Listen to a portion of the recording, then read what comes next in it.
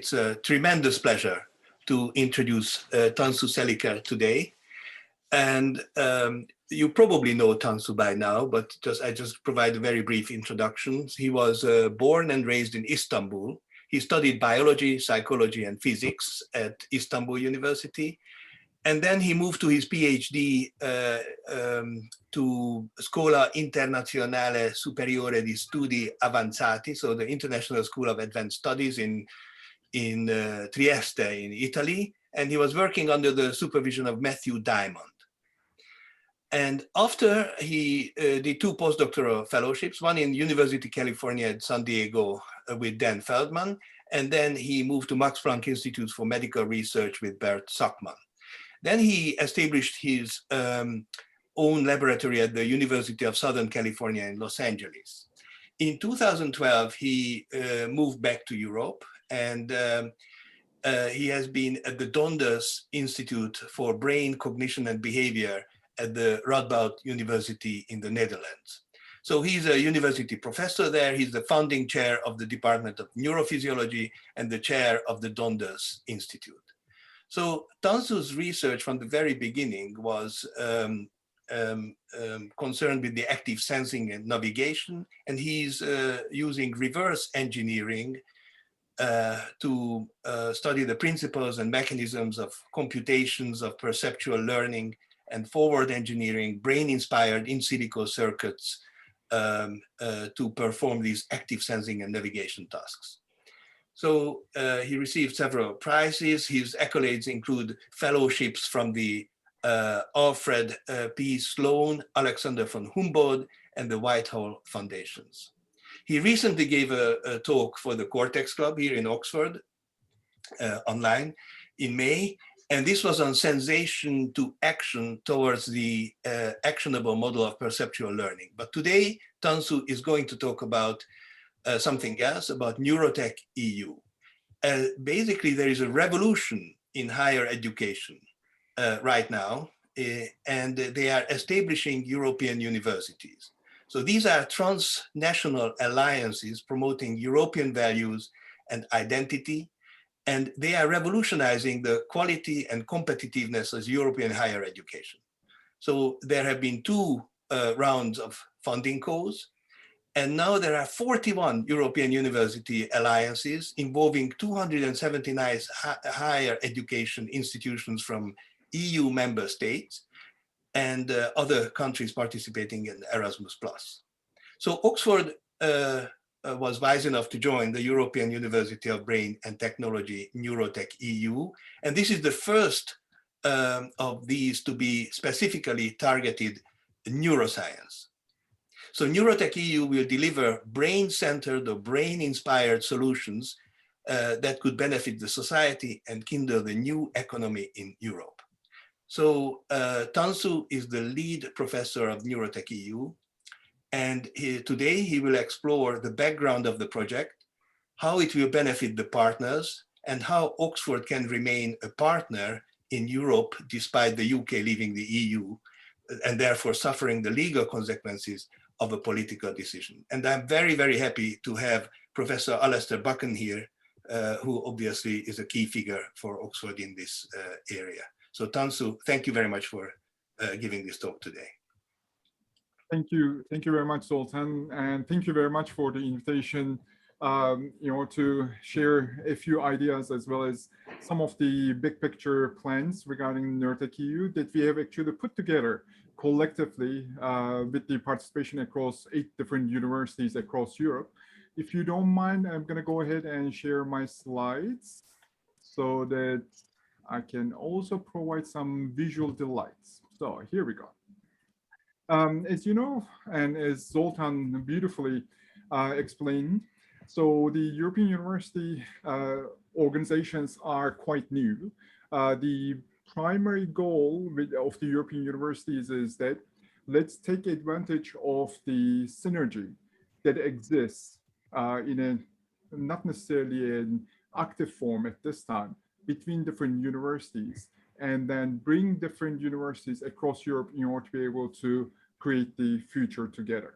So this is a new way of thinking that is introduced by the European Commission, and creating network universities with participation of the higher education institutions all over Europe. So this initiative is supported by the European Commission with direct funding. Thus far, the Commission has spent 300 million euro in order to be able to enable these cooperations between different universities. And at the end of this year, there's going to be another $250 million is allocated in order to be able to start bridging what is currently available as funding resources with what is to come in the future. We are going to come back to this in a short while. So as Zoltan mentioned, there are 41 European universities. This is accounting about 5% of the higher education institutions in Europe. And the idea is that the European university institutions are going to be growing. We are going to be expanding. And ultimately, roughly 10% of the higher education institutions in Europe will become a part of one of the European universities. As Zoltan correctly pointed out, Neurotech EU, European University of Brain and Technology, is the only neuroscience university among the European universities, and it is one of the 5 engineering-focused universities in the initiative. So the organization is relatively complex, but I'm going to try to make it as simple as possible. So we have 8 beneficiaries, 8 universities coming together under the Neurotech EU umbrella. These are some of the most prominent universities across Europe in their domains or as generalized universities. They are recognized all over. And there's already significant collaboration ongoing among these universities. For example, since 2015, the joint publications in this network has reached over 5,300. And collectively, this network of universities have raised over 230 million euro. These are numbers coming from last year. And, but we haven't actually stopped just bringing universities together. Also, we want to bring the key stakeholders in the societies so that we are going to create an ecosystem on innovation, research, education across Europe. And on that front, we have recruited more than 250 partners. These are coming from industry, different branches of the even European as well as local governments, non-governmental organizations, as well as other academic organizations, including 32 universities that are partnering with Neurotech EU as an associate university. So the thing that brings us together is that we would like to solve challenges that the society faces. And specifically, we are focusing on what we call neuro challenges that can be solved with the research on brain and behavior, as well as using brain-inspired technologies. So the idea for our research, education, and innovation focus is that by bringing together the expertise across the universities, companies, and other stakeholders, we are going to be targeting our efforts to 8 different domains. This is health and healthcare, learning and education, and going all the way to the smart cities. So these focus groups have been identified after a broad survey among the participating universities and the experts in these universities. And extensive discussions before finalizing the alliance formation has been focusing on at what domains we can create significant value and impact for our universities as well as Europe. Accordingly, these fields have been identified. So when it comes to multinational organizations, they are often burdened by complex governance organization. So in our case, we have, for example, 2 different assemblies that are running 16 different work packages in order to enable the interaction. So collectively, there's 219 individuals involved in the organization of these assemblies. And Neurotech EU Assembly is the original assembly that is focusing on the joint education as well as research activities, and that is funded by Erasmus+. Neurotech RI, which stands for Neurotech Research and Innovation Assembly, that is funded by the Horizon 2020, And in that particular case, we are specifically focusing on the interaction between research, advanced education at the level of graduate school, as well as innovation activities, which I'm going to come back to in a second. The work package leaders in each of these work packages come together in the board of governors.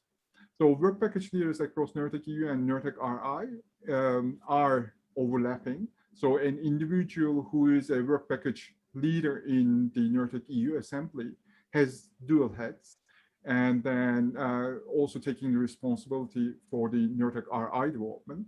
This ensures that the two assemblies work in synergy and the activity can be coupled as we start developing the long-term vision for research, innovation, and education all together.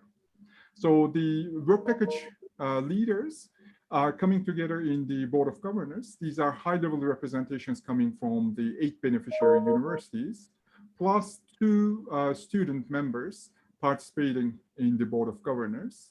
And board of governors respond to the board of rectors, that is the collection of the senior representation from individual universities. The daily governance, as well as the executive body of the organization, is the board of governors. Actually, a few short weeks ago, we had the very first rectors platform, and then we had the chance to update the rectors as well as strategize going for the coming term, which I'm going to share shortly as well. So Oxford, since the start, has been one of the founding pillars and enablers of the Neurotech EU, and we are in debt to all the participation as well as leadership that we have received from Oxford, starting from Carla and Zoltan, as well as Nick, Carla, and everyone who has been contributing significantly in order to be able to make the Neurotech a reality. This is especially important in these times when the Brexit happened and then the borders start being put between Europe and Britain, United Kingdom. It is really important that we as the scientists remain connected, work together in order to be able to address our joint problems going forward.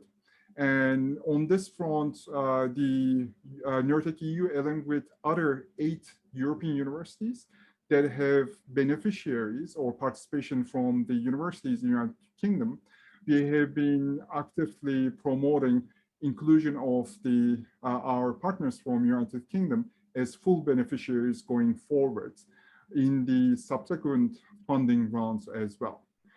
These discussions, obviously, you can imagine they are not simple, and that involves multiple different authorities. But one thing that is granted is that, internally speaking, at Neurotech EU, independent from what the politics say, we are all full members of the Neurotech EU, and we are equally distributing all of the resources that we have received thus far. And every single action that we are taking, it is supposed to actually benefit all of our members. So from that particular perspective, nothing is going to be changing with the Brexit in terms of the organization of the Neurotech EU. So for the Alliance, we developed a 20-year plan, and this blueprint includes 3 different phases of development. So we are currently in phase 1, which is the foundations phase. And in this particular case, we would like to focus on 5 pillars of this organization. These are starting with Neurotech EU Campus Plus and Neurotech EU Spaces. These are digital platforms replicating the functionality that we need in order to be able to run a university in an online space. So this is not only about learning management system in order to deliver education, but also ensure cooperation, communication, daily interaction without borders across Europe. So obviously the recent pandemic that we are still trying to get over has facilitated the progress in this particular front. The technologies that are needed in order to be able to create a digital university platform has been developing. And our solution in this particular case is that instead of thinking about commercial solutions, we would like to develop our own platform based on open software and open access facilities so that we are going to be able to scale this initiative going forward. What that means is that we have put together a collection of functionalities under the Campus Plus program that is in a month started being tested across the 8 universities by the alpha team. And by the end of the fall, everyone in the Neurotech EU universities are going to have open access to the beta program that we have. And going forward, we have big plans for these educational platforms. Not only you are going to be able to chat with your friends and then cooperate with your partners across different universities, but also you are going to be able to do education innovation in domains that is not possible right now. One thing that we are planning for these digital university is an interactive platform. So in this interactive platform, it is not just mouse clicks are going to take you to the destination that you want to go or move to the slides or the functionalities that already exist. But what we are doing is that currently developing a functionality in the Campus Plus that is going to allow us to communicate with the content using next generation devices. In this particular case, what you're seeing is a 3D printed frame with, I don't know if you can see, there are cameras that enable us to actually look at where you are looking at on the screen. So there is also a global view camera that allows us what you see. And from this particular perspective, you can already see the application in the education domain in terms of creating interactive applications. But going forward, we would like to also bring this one into research and innovation tool so that people are going to be able to work together in a more interactive manner, and the virtual classrooms are going to be integrated into the Campus Plus platform as well. So this is what the future holds for Campus Plus, and the development plan for the Campus Plus includes a 5-year plan, and on the 5th year, we are going to have virtual embedded instrumentations that is going to be part of the educational platform as well.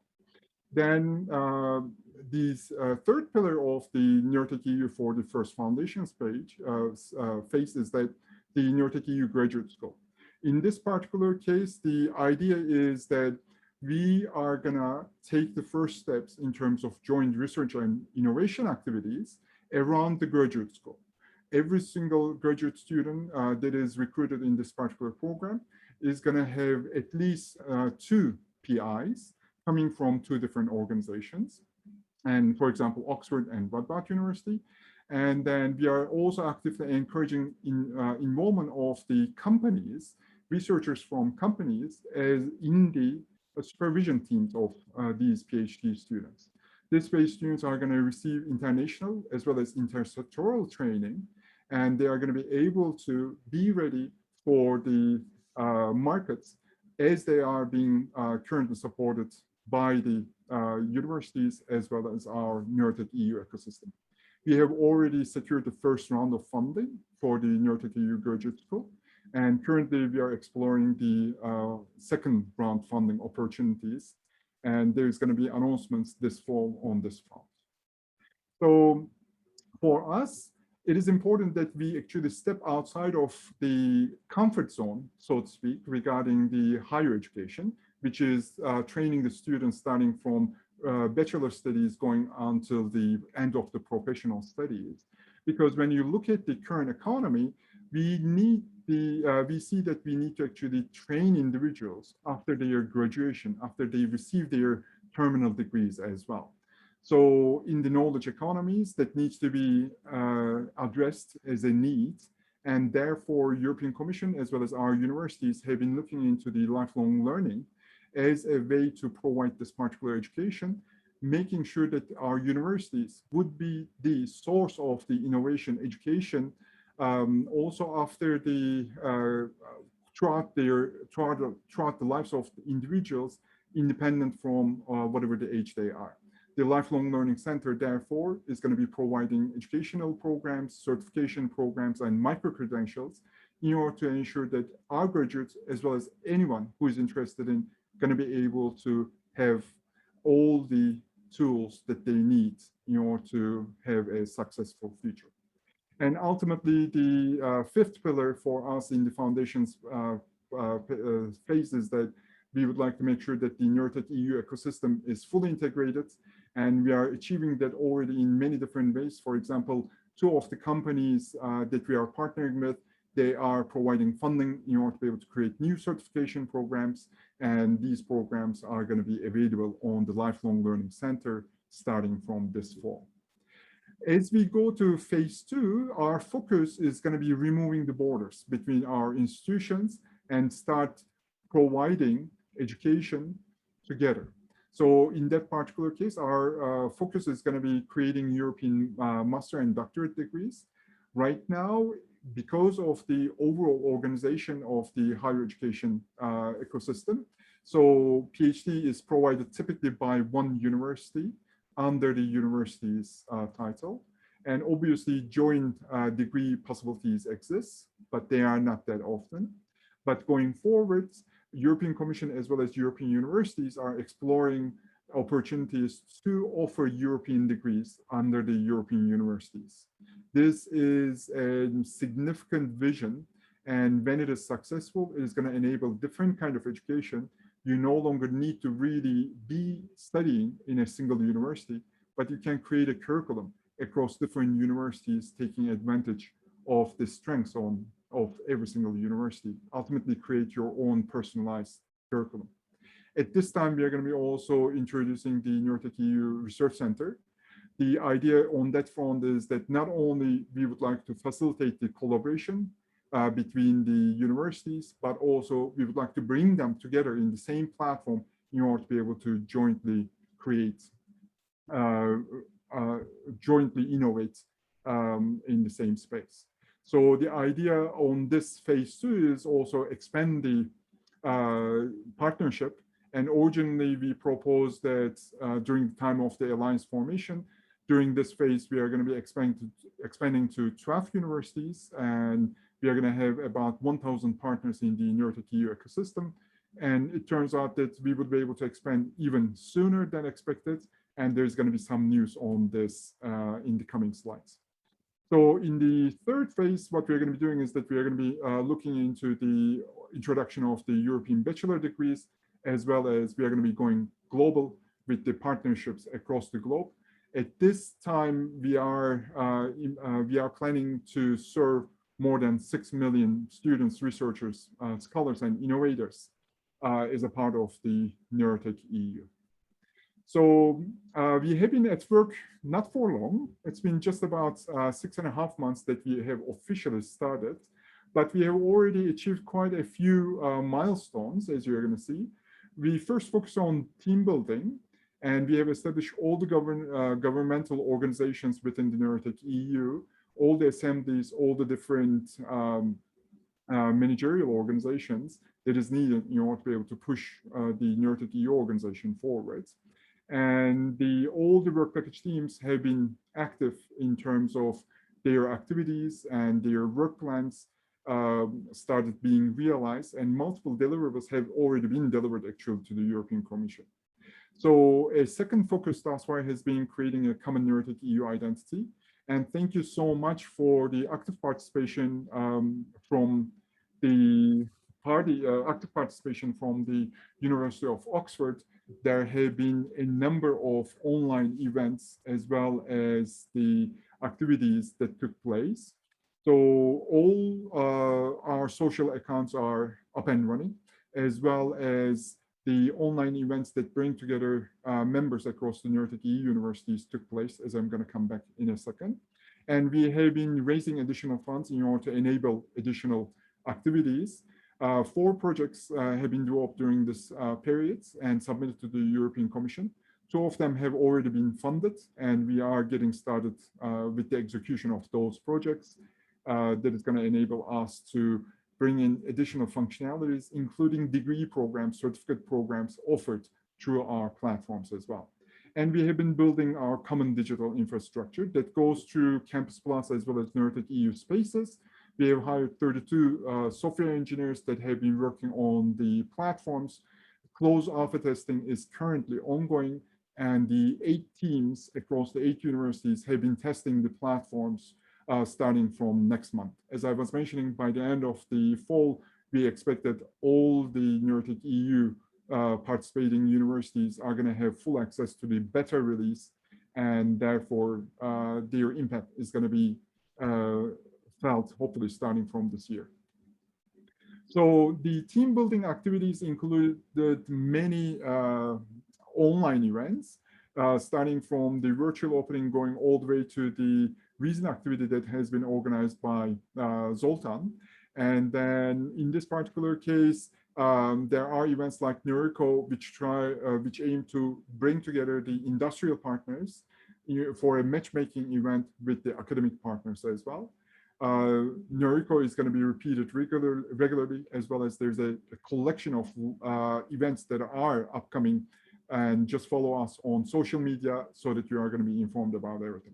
In addition, we have popular lectures, and thank you so much once again to Zoltan for his leadership in terms of taking the popular lectures to another level, and thousands of individuals have already been available in these lectures in person, and then the videos have been streamed on YouTube for more than several thousands of hours already.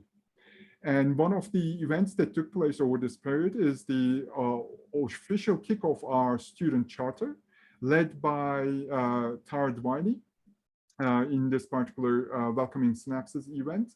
And Tara actually led the overall proceedings on the opening of the Neurotech EU student charter, bringing together students across the 8 countries. The research talks on that day from Oxford were given by Tara, Heather, and Marlene, and Zachary.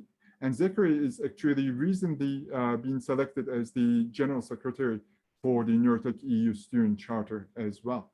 So therefore, the participation from Oxford goes beyond the leadership and the researchers, but also students have been one of the fundamental building blocks of this new type of university that we are trying to create together. So we have some ambitious plans for the remaining of the year, including the digital university is going to be opening for your utilization. And then you're going to be able to use it in order to be able to do joint educational activities, but also research and innovation. And Lifelong Learning Center is going to start delivering the micro-credential programs. The first 2 programs are going to be on neural data science and science of learning. And in each module, there's going to be 5 different courses. Collectively, there's going to be a certificate that is going to be provided.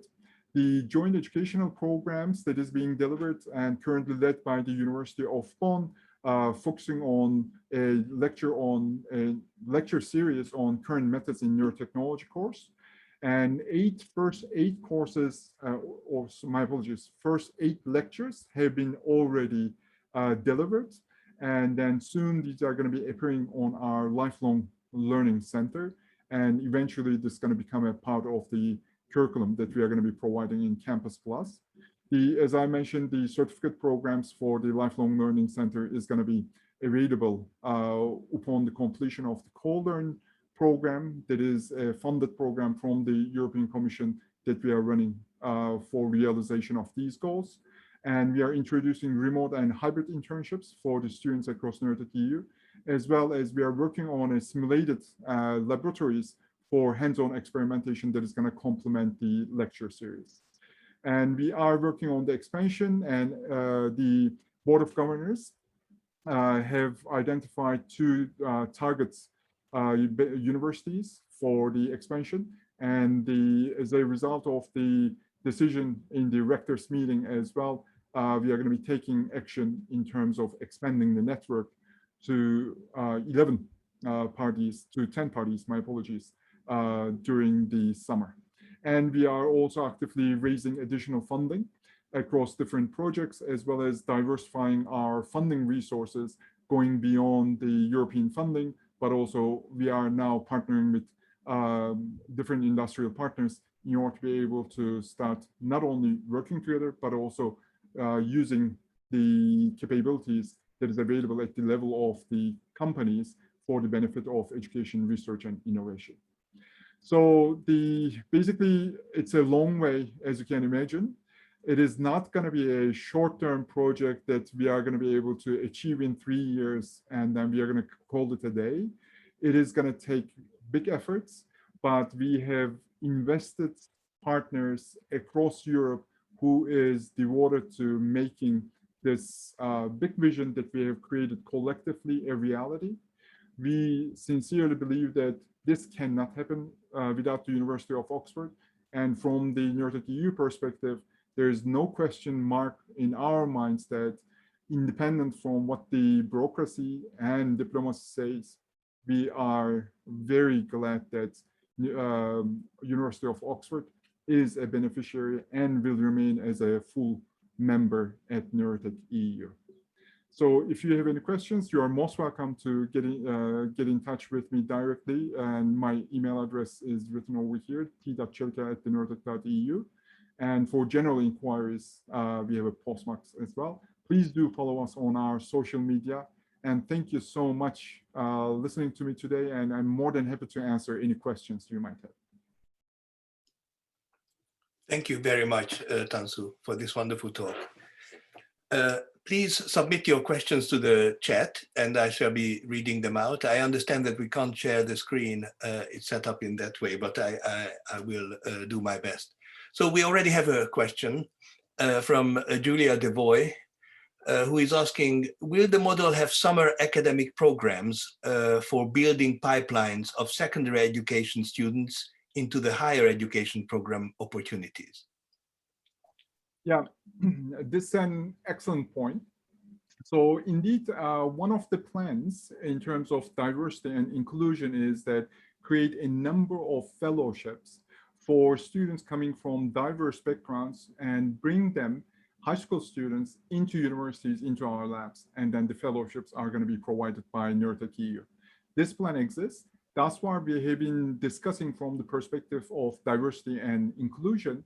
But obviously, this need exists independent from whatever the background that individuals come from. So yes, there is a plan. That's why it has been focusing more on the diversity and inclusion, but there's a need also to spread that to anyone across these countries as well. Yeah. There's one more question from Julia Hamer-Hunt. This is a fascinating project for its breadth of vision. Is consideration being given to including panelists and public, both in the education and learning and in the research, given the nature of the topic under study? I note there are 2 students on the assembly, but no PI members. Yeah, thank you so much for the question. So indeed, from the perspective of, there are actually questions in questions. Let me go one by one. Is consideration given to including patients and public both in the education and learning? Yes, and then one thing that I haven't mentioned because the details are not quite solid as of yet, but we are working on 3 different projects that are going to establish 3 research excellence groups. So the idea is that we are going to take advantage of the collective knowledge in the network in order to focus on topics that are going to be research-focused topics. But these topics are going to have some applied outcome. One of this is in the health domain.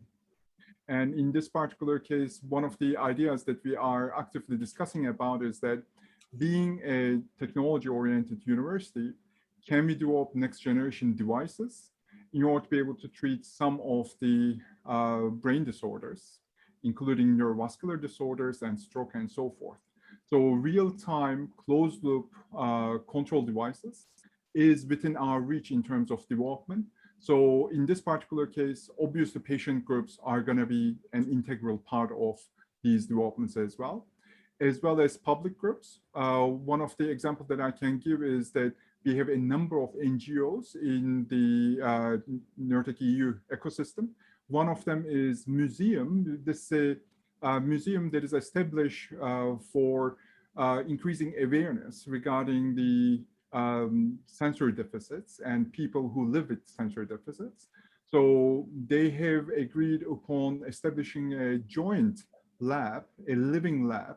So one of our beneficiaries, Donders Institute, is opening a city lab in the museum in the city of Nijmegen, so that we are going to be able to actually display not only what we can do, but also directly have a contact with the society and even show them how the brain works.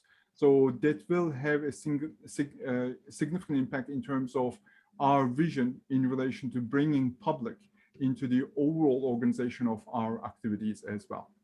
So in terms of the, there are 2 students on the assembly, but no PI members. So we have 2 student members in the board of governors, but in the board of governors, all the members are, although they could be very senior, they are researcher by training. So all of them are actually PIs. And in terms of the assembly, we have different work packages. In each work package, we have representation from staff members, from students, from researchers, and from educators. Therefore, in every single work package, what we are doing is that we are bringing together all the different stakeholders of a given university in order to be able to create our actions all together. Thank you.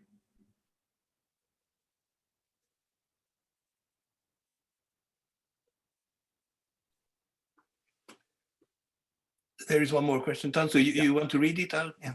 Sure. Erasmus, Tim Money is asking, Erasmus Plus students coming to the UK has been extremely beneficial to both the students and to the hosts for obvious reasons. How will Neurotech EU facilitate mobility of students now that the UK decided to no longer participate in Erasmus Plus?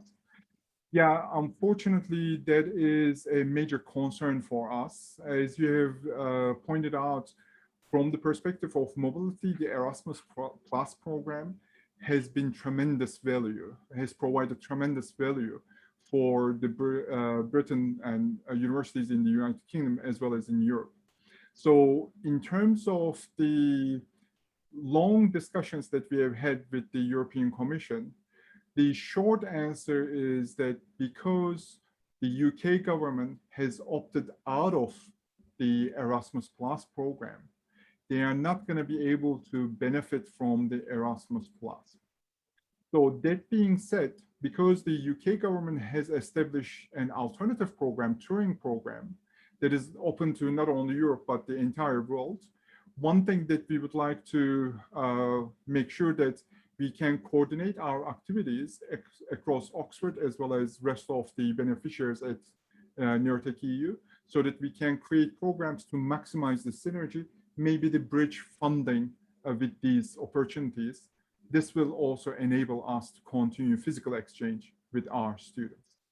But as a backstop, what we are trying to do is that we are trying to establish also digital internships that is going to enable any student at Oxford would be able to directly cooperate, communicate, as well as work together with the researchers in the other campuses as well. Therefore, we are hoping that we are going to be able to facilitate the student exchange through a few different programs. Let it be central funding, let it be additional programs coming from UK as well as European Commission at some point. And then ultimately, there's going to be the digital solutions that is going to be able to continue the bridge to the extent possible. Tansu, may I ask one question, which might be very naive, but I think probably the most difficult part of these European universities is changing our own mentality. Because if you think about it, this is the way how universities should go, removing boundaries and also more and more international cooperation. But the university system is not set up like this right now. There is fierce competition for university ranking. You have a competition to admit students, the best students in a particular university, and also the recruitment and retention of the faculty, where you get the salary from. So those have boundaries. Whereas the vision we have that within 20, 40 years, you might have these universities without national boundaries. So how do you see this conflict to be resolved over the next few decades? Yeah, there is a big question. I think there's going to be multiple different answers. I'm going to give my personal opinion. So the universities with the established traditions like Oxford, it is gonna remain as the source of innovation. Obviously, they are going to be developing and they are going to be achieving new frontiers going forward. But the reality is that overwhelming majority of the universities are not at the level of Oxford. So we are specialized in our own domains. We have excellent science, excellent education in certain domains, but it takes significant efforts for individual universities to be excellent in all different domains. I think this initiative, European University Initiative, is going to be able to solve this problem by bringing together key partners who have excelled in their certain domains. And in our case, we have the advantage of being able to focus our activities to brain and technology. And by critically bringing together excellent partners in their domains, we are going to be able to provide an alternative organization, saying, let the individual universities continue excelling in what they are doing, but we would like to show that there is value in cooperation and we can provide the right structure, right tools in order to materialize it, while the traditional university organizations benefit, as well as the entire ecosystem, from students to the innovators in companies benefit out of this initiative. We need to think about where the problems are, what kind of solutions that we can provide, and what is the right partners in order to be able to provide that solution. And I think such a cross-university organization might be able to provide exactly what we need.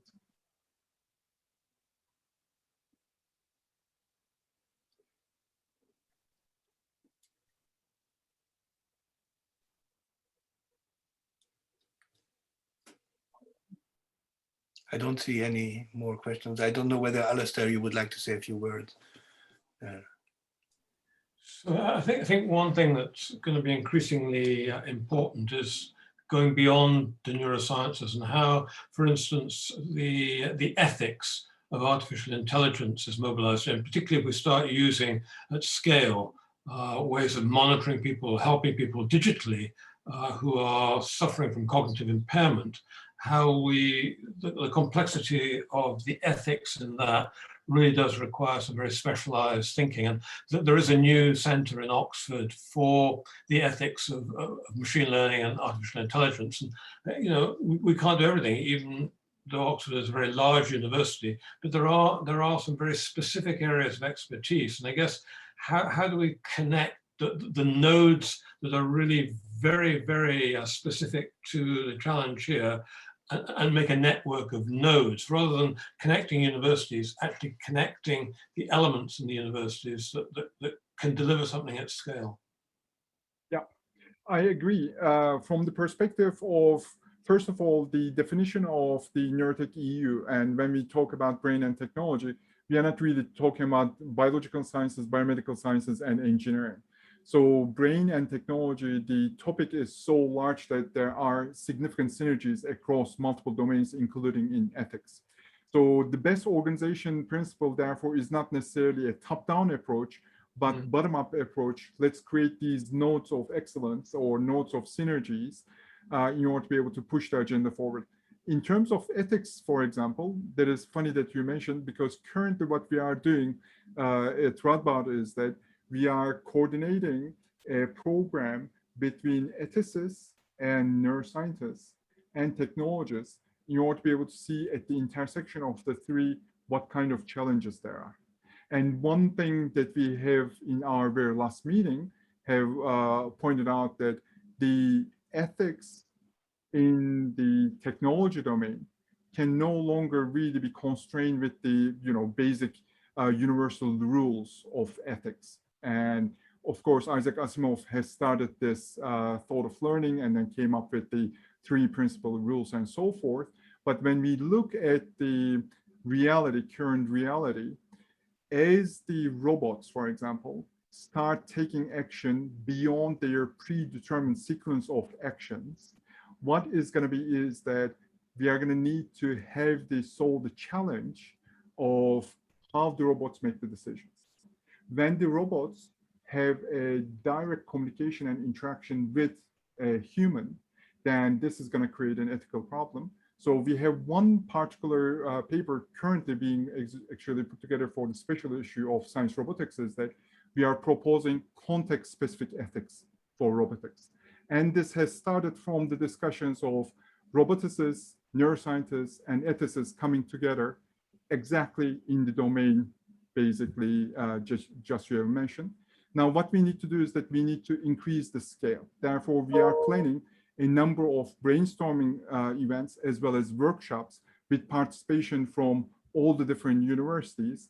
And we are assuming that this is going to be the first necessary step in order to establish these nodes. But we are devoted in order to be able to make that happen.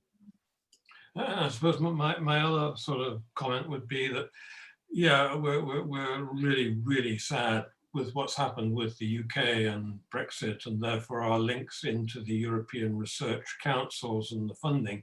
But actually, if we play the politicians at their own games, there's actually a whole raft of new multinational, multidisciplinary funding opportunities, which I think would be one of the objectives of this collaboration. How do we go after different systems for funding? I just got off a call with CIFAR, C-I-F-A-R in Toronto, and they've launched just yesterday a large program for what is humanity. And it would seem to me that this would be an ideal collaboration to go after a CIFAR funding. I mentioned at our board of directors meeting the concept of how Leduc works in a transatlantic networked way. And Alistair, who's on the call, and I have spent a lot of time in the last 3 years trying to figure out, specifically between Oxford and Berlin, how we use a foundation or work with a foundation like the Einstein Foundation to make mobility happen. It's very difficult to compete with the size of funding that's sitting with, for instance, Horizon Europe, but there are an awful lot of new mechanisms, and the mechanisms of Turing doesn't seem to fit the bill at all for moving students in and out of Europe. But I think we should go after, particularly in places like Germany, the VW Foundation, and I suppose what I'm looking for is, can the collaboration go beyond the European Union funding and start looking at what's possible in other continents and other global funding arrangements that we could go after? Exactly right. So that is one of the motivation why we would like to go transcontinental as well, and spreading to the Northern America. So as you know from the discussions a few weeks back, so we have a good candidate, and then we are going to be able to, I think, complete the accession already this summer. So this way we are going to be able to start networking as well as having the access to the funding structure in the North America as well. So the real challenge now is that how do we really find the right expertise, bring them together in order to be able to start the discussions, because our goal should be excellent education, excellent research, and then that requires us to network. So that networking activities, that needs to be one of the priorities going forward, at least for the next year. And so while we establish these nodes, they start their activities, and from Neurotech EU perspective, centrally, we support their activities with seed funding and everything else, so that additional funding can be applied for real research, real education can be also becoming reality through these funding mechanisms. Up until then, just like we have discussed before, I think the central management needs to take an active role in creating these brainstorming sessions and identifying the right individuals. It is a little bit top-down method, but at least it is going to get us started in terms of the alternative funding mechanisms. I'm quite hopeful about contributions from the industry as well, because with the right proposition, with the right value proposition, they have shown to be quite willing to come discuss with us and provide resources in order to be able to collaborate with these universities. One of the advantages of European universities is that instead of collaborating with one university, you can actually access to multiple different ones. That is a good value proposition. We just need to exactly show what we can deliver, and then how they are going to benefit.